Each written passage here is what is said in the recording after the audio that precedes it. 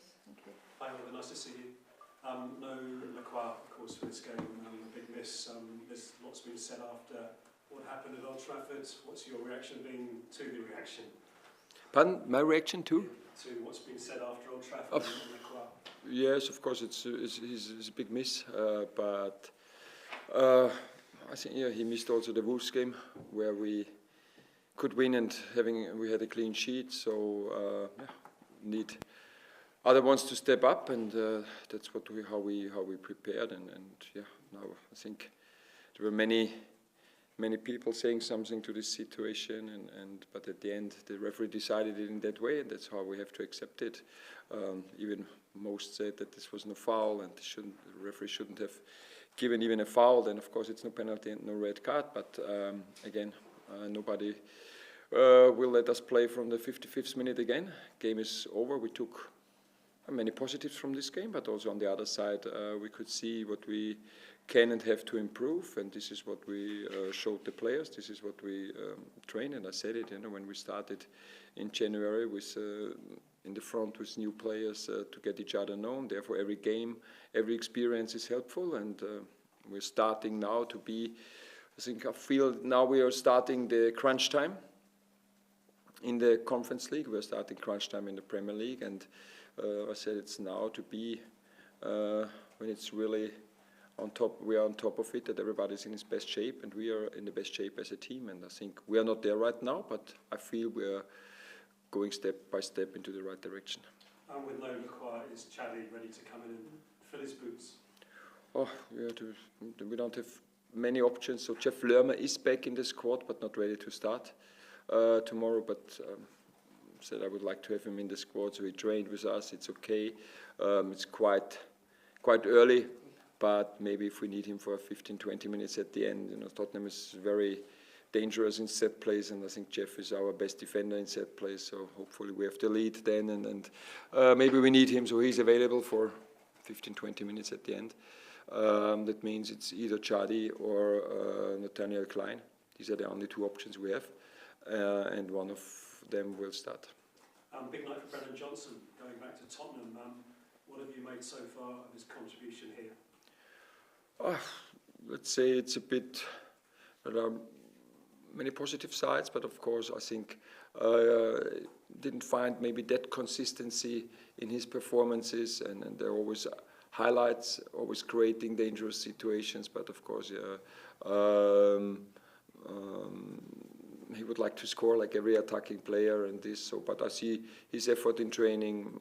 I just spoke to him today. He's such a great player. He has all the skills that are needed. He has everything, and it's now to support him to show this consistently every game, getting his confidence back, and then he will be a great player for Crystal Palace and for us in the rest of the season. Do you feel he's really on a mission to impress, though, in this particular game? Oh yes, of course. Everyone is hopefully ready to impress tomorrow, and Brennan is definitely one of them. There are 10 games left, Oliver.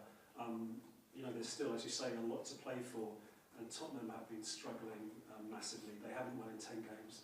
They've been beaten 8 times at home already. The pressure's on their new manager. Do you feel you can capitalise? I don't know. Yes, of course, we know about their situations. The strange thing is that I think they were top 8 in the Champions League, and I don't know. No, they have many injuries. The new manager, we don't know exactly how they will play. He's played in a 3-5-2 against Arsenal and in a 4-4-2 against Fulham. I know him from Marseille because he was Marseille manager when we played them with Frankfurt in the Champions League. There he played in a 3-4-3. He very often mirrored the opposition. So I don't know exactly how their approach is, but yes, of course they are under pressure. We want to show a good performance there. That's the thing what we can influence, what we can affect, and that's the most important part, to defend very well, having a good structure, and also being confident like we started at Old Trafford. I think we had a great start into the game, in possession, moving the ball quick, getting creating chances, playing a lot of the time in their half, and this is what we need at the Tottenham Stadium as well. Evan Gesson has already scored 2 goals for you in all football, and he looks like he's impressing on his loan spell. Would you like to make this a permanent deal already, or have you seen enough? At the end, it's a club's decision, you know. But we know him. We were. I was talking to him in summer. We had a Zoom call, and we were very highly interested in him. But he picked Aston Villa, and yeah, now he's here. Yeah, he had a good start. He's always able to create something. On the other side, he still has to learn our structure, the way we are playing. But yeah, also he didn't play so many minutes at Villa. That's why I rested him at Old Trafford, because he had 90 minutes, I think, for really many weeks against Mostar. So, but yeah, he's a good player. He's a player who can score, who can assist, and giving something special. Yeah, so doing things that nobody expects, and that helps. Is it true if he reaches 6 goal involvements, a permanent deal is triggered? There's been speculation that if that happens, you make him permanent. He's got 2 goals and 1 assist, I think, so far. Yes, I never talk about details in players' contracts, so that's I can't talk about it, and so no comment from my side. Can I ask you about JP? He's not played obviously since January. Where is he doing at the moment? Yes, he was. So we plan him to be partly integrated on Monday in teams training, being available for the Larnaca game. So that's, but not for starting, but maybe it's the same. Maybe for 15-20 minutes. He was out for a long time. His knee looks better now, and that's why we decided to reintegrate him step by step. So he wasn't on pitch for 5 weeks, or almost 6 weeks now, and now we have to be really careful. But the goal is that he is available for the Larnaca and Leeds for these 3 games. We have now 4 games, and then I think the next will be in April. But Eddie and Ketia won't be available before April, so that's why Uche is not registered for the Conference League. That's why JP and I was pushing hard to have him back in the team, and it looks absolutely realistic right now. Great news. I mean, how is he? It's been a tough few months. How's he been dealing with it all? JP is JP, so always funny, or always joking with the mates, and great lad. Working hard, working very, very hard in rehab, and always in the gym and on the bike and on the treadmill. So I think he's also looking forward, feeling the ball, smelling the grass, and having fun with his teammates on the pitch. And so it's one more, or what's today's Wednesday, 4 or 5 days to wait, and then he will be hopefully back. You mentioned Larnaca. Obviously, the away match is in Cyprus. The situation in the Middle East is deteriorating really badly. Do you still think that away game is going to go ahead where it's meant to be? Yes, that's our information. Of course, we are in contact with the UEFA. They say right now they are observing the situation there, and right now all the games should take place how scheduled. But of course, we never know what happens. We have seen now, and if you had asked me 2 weeks ago if I can imagine that there are drones in Dubai, I would have said no way. Yeah, but it is reality right now, unfortunately. So right now it looks like we will play there in 2.5 weeks, but nobody knows what the next weeks are bringing in the Middle East. So just finally, Tottenham, Thursday night, great memories of last May there. They're fighting for their lives. You've won 6 times away. What can you do? Looks good. Sounds good. We stay in the same hotel. Of course it would take the same result like last year. I think it was a very good game from us there. But again, different manager, different team, different teams.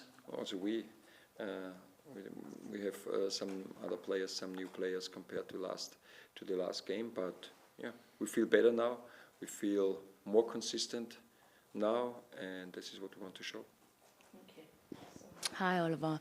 You just touched on there about the Tottenham question. You know their situation. They've been impacted massively by injuries. You have also experienced that this season. And you've gone into depth a little bit about how it impacts your training sessions, not having enough bodies. I just wanted you to maybe elaborate a little bit on maybe the obstacles that people don't see, that managers still have to compete and get results, but sometimes it can seem a little bit impossible when you don't have the bodies.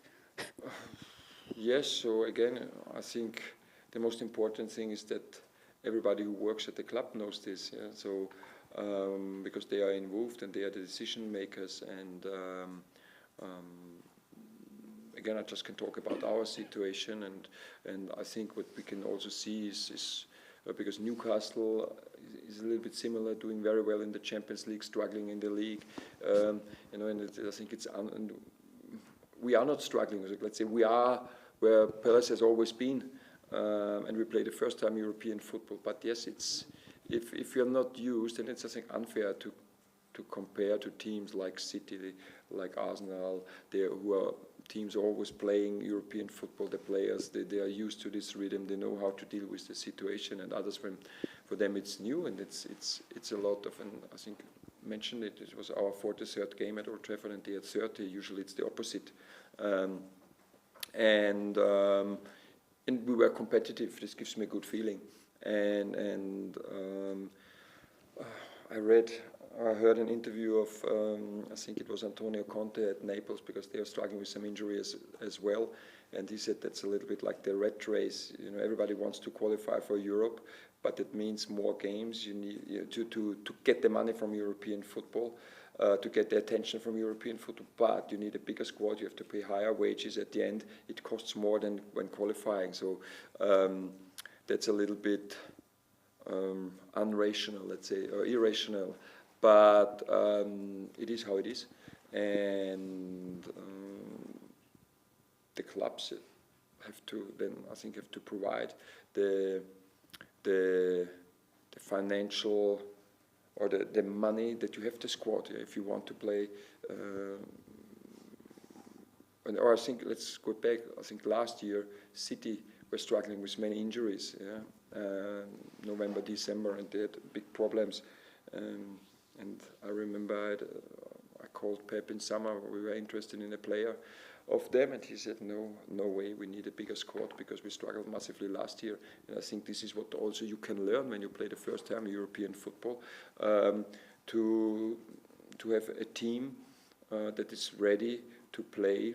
And let's say, just talking about us, and it's a far way to go, but we could, at the end of the season, we could have played 60 competitive games, and that's around 50% more than Palace has ever played. So not last year, but the years before, and that's massive, and that affects everything.